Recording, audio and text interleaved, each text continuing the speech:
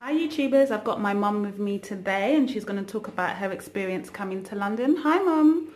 Hi. Where are you from originally? I'm from St.Kitts, West Indies. And how old was you when you came to London? I was 14 years old. Can you remember that day? Well, before I arrived, before I came to England, my brother sent me a letter stating that I'm the lucky one for being still at home in the Caribbean because England was very, very, very, very cold. And when he's walking, his gloves drop off his hand. He didn't even know that the gloves dropped. And I was laughing to my grandma. She goes, "Why are you laughing? You're going up next month, Rose." And I said, "Okay, grandma."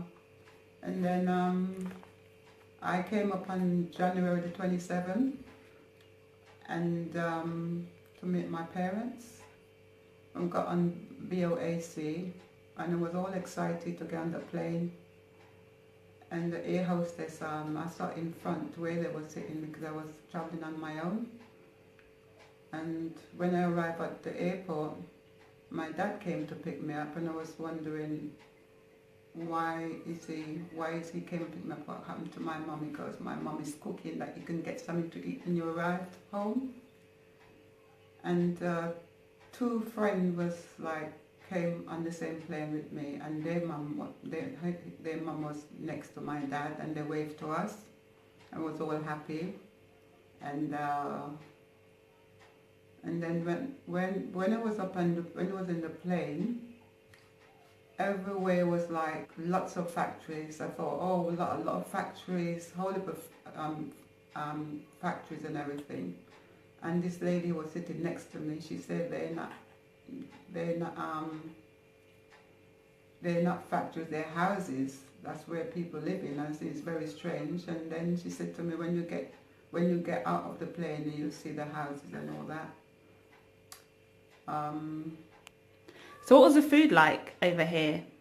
The food when I arrived here wasn't. I get so used to my own Caribbean food, and they didn't have much Caribbean food here, really. But I didn't like the food. It didn't taste the same. And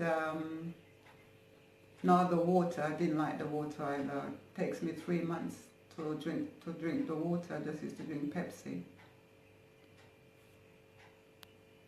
What did you think about London before you came? What did you thought it was like? Well, I've been told that the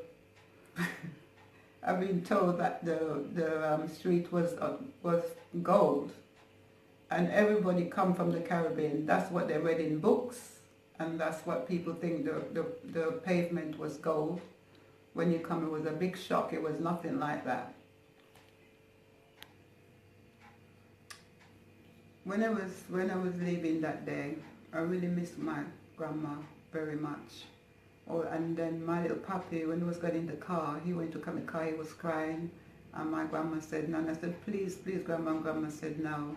And the puppy was running all behind of us when he was driving the car, and I was crying, looking back, and to the end he just turned back and I started to cry. And then grandma said, don't cry, look after him, really good for you, Rose, don't cry. And then when I got at the airport, and school friends, and I missed my school friends, and I missed like